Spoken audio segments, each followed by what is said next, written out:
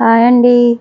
Welcome to Sunitha Mahesh vlogs అండి. ఈరోజు వచ్చి నేను థ్రెడ్ పైపింగ్ ఎలా వేయాలో చూపిస్తాను. చూడండి, మనము మెడపీస్కి తీసుకుంటాం కదా అండి, క్రాస్గా క్లాత్ అలా తీసుకొని ఒక అంచు మళ్ళించి కుట్టేసుకోండి.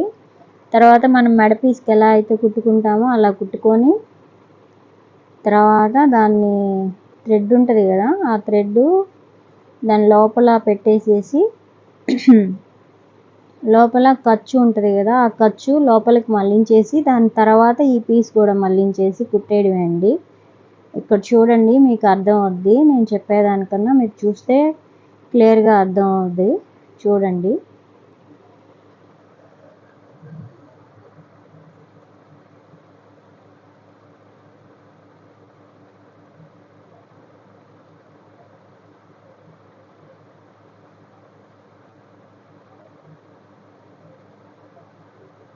క్రాస్గానే తీసుకోవాలండి మనం పీస్ అయితే, స్ట్రైట్ పీస్ వేయకూడదు. క్రాస్గా ఉంటేనే మనకి పైపింగ్ అనేది నీట్గా వస్తుంది.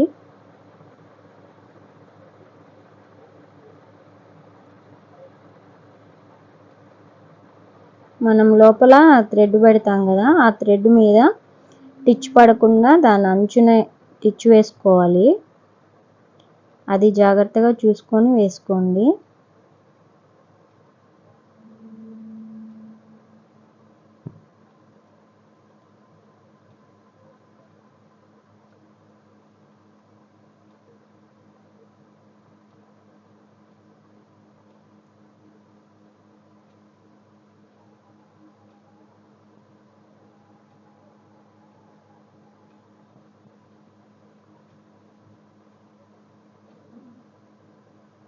చూడండి, మనం లోపల ఖర్చు ఉంటుంది కదా, దాన్ని మళ్ళించుకుంటూ నేను కుడుతున్నాను.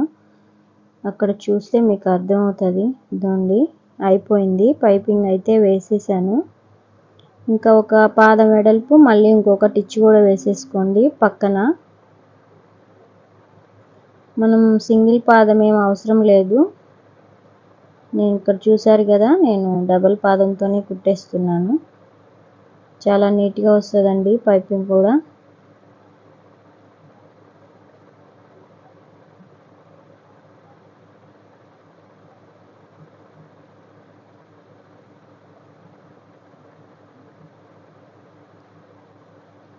చూడండి ఫ్రెండ్స్, ఎంత బాగుందో.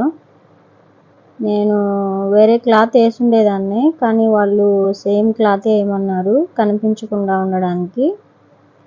అందుకని నేను సేమే వేసేసాను. మనం వేరే అయినా శారీలో ఉండే క్లాత్ అయినా వేసుకోవచ్చు.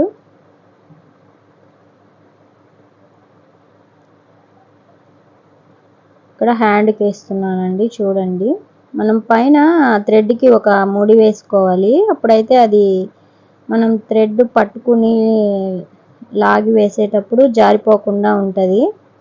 ఆ ముడి అనేది పట్టుకొని ఉంటుందండి గట్టిగా.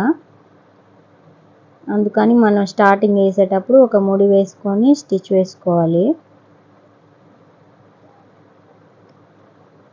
చూడండి ఎంత నీట్గా ఉందో.